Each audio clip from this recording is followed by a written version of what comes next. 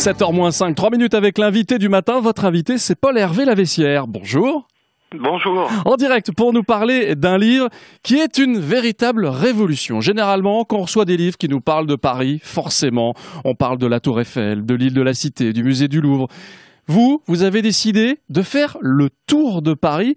Et alors, non seulement vous avez décidé de faire le tour de Paris, mais en plus, vous avez vraiment donné de votre personne. Vous avez chaussé les baskets, les chaussures de marche. Vous avez pris quoi ? Alors, on avait des chaussures normales, en fait, parce qu'on est en ville, mais on peut le faire en chaussures rando aussi. En fait, ce récit, c'est ça, hein. Vous avez fait 130 km au cœur du Grand Paris. Vous avez tourné autour de Paris. Voilà, c'est ça. Ce livre, c'est un petit voyage de 6 jours dans les paysages ordinaires de la petite couronne. Donc, on pourrait résumer ça à l'espace qui est en gros entre le périph' et la 86, même si on va aussi au-delà de la 86. On n'arrête pas de passer au-dessus, en dessous. Exactement. Et donc, c'est 6 jours de marche en itinérant, parce que cette ville est tellement grande qu'en fait, il faut des jours, et même il faut dormir sur place pour pouvoir la visiter.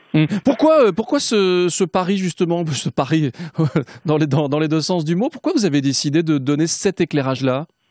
Alors finalement, Baptiste Lanaspez, donc qui a édité ce livre et qui a marché avec moi et moi-même, ne sommes pas parisiens et finalement on a eu une expérience sur le GR 2013 très très heureuse. Donc lui est le créateur et moi j'ai marché dessus. Et finalement, en tant que non-parisien, on a décidé quelque part de prendre cette ville telle qu'elle était, qu'on ne connaissait pas. Moi, je n'avais pas d'a priori dessus, et de la prendre comme un terrain de découverte, un terrain d'aventure, de rencontre. Et finalement, on a été agréablement surpris. Alors justement, qu'est-ce que vous avez découvert et qu'est-ce que nous, on va découvrir dans la Révolution de Paris ?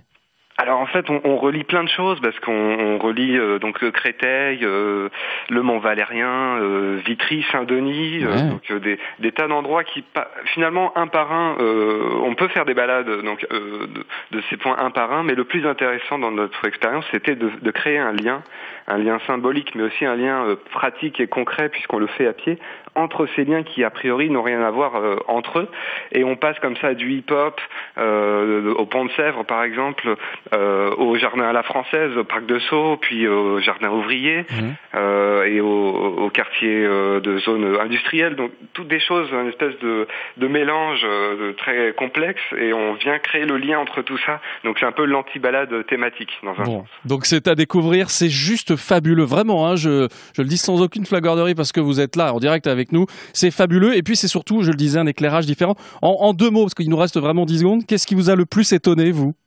Alors, ce qui nous a étonné, c'est la qualité et le plaisir qu'on peut avoir à marcher dans ces coins-là. Et justement, nous, on voulait ne pas en faire qu'un livre, mais que ce soit quelque chose à partager. Et donc, c'est pour ça que le 27 avril, on organise un événement entre Gennevilliers et Saint-Denis avec les comités de randonnée des départements de 929, 394, plus les comités départementaux du tourisme. Et donc là, on attend plus de 1000 personnes pour venir marcher tous ensemble. C'est le 27 avril. Eh bien, vous avez bien fait d'en parler. Merci beaucoup, Paul-Hervé Laveissière. Merci à vous. Bonne journée. Au revoir.